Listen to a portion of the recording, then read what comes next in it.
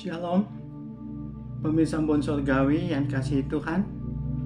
Pada saat ini saya akan membawakan salah satu kebenaran firman Tuhan yang saya beri judul Menyenangkan Hati Tuhan, yang terambil di dalam Mazmur 42 ayat 2-3. Namun sebelumnya mari kita berdoa dulu.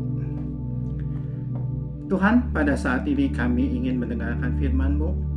Biarlah firman-Mu akan memberikan penerangan bagi kami untuk kami dapat mengerti, memahami apa yang Tuhan inginkan di dalam setiap kehidupan pribadi kami, di dalam setiap pelayanan kami. Kami serahkan kebenaran firman-Mu ini ke dalam tangan Tuhan supaya menjadi berkat bagi banyak orang. Terima kasih Tuhan. Dalam nama Tuhan Yesus saja kami berdoa. Amin. Saudara, bagaimana caranya kita menyenangkan hati Tuhan? Kebanyakan mungkin kita berpikir menyenangkan hati Tuhan itu dengan cara melayani Tuhan. Semakin kita giat melakukan pelayanan buat Tuhan, semakin Tuhan senang akan kita. Namun, apakah benar bahwa Tuhan disenangkan dengan kegiatan pelayanan manusia? Mari kita dengarkan firman Tuhan yang disampaikan oleh Nabi Amos kepada bangsa Israel di dalam Amos 5 ayat 21 yang mengatakan, "Aku membenci, aku menghinakan perayaanmu, dan aku tidak senang kepada perkumpulan rayamu." Ternyata Tuhan tidak selamanya senang dengan pelayanan manusia. Apa yang disampaikan Nabi Amos adalah teguran yang keras bagi bangsa Israel yang giat mengadakan ibadah, perayaan, pelayanan untuk Tuhan, tetapi mengabaikan ketaatan kepada firman Tuhan. Seorang guru agama, John Piper, mengatakan bahwa Allah seperti mata air, bukan seperti saluran air.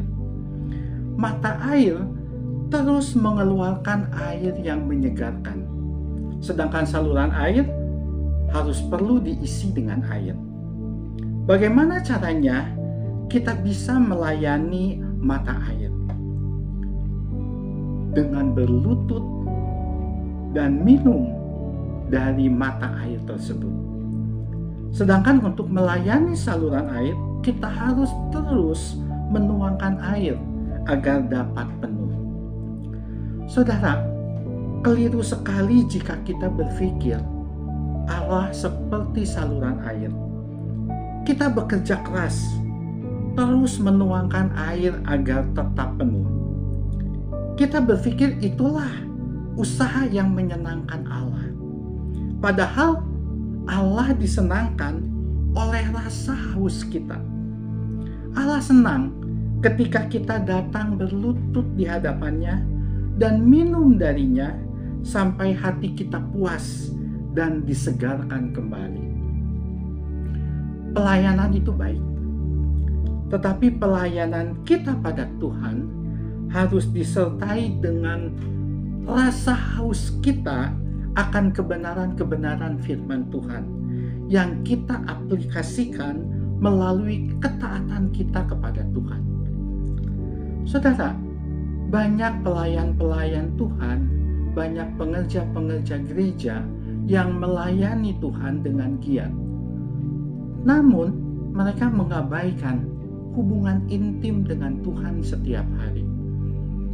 Mereka tidak rindu untuk merenungkan firman Tuhan, tetapi giat melakukan segala pelayanan-pelayanan di gereja. Mungkin dengan motivasi-motivasi tertentu.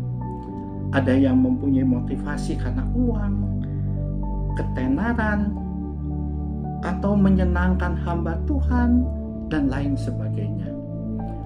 Tuhan tidak senang dengan pelayanan-pelayanan seperti itu.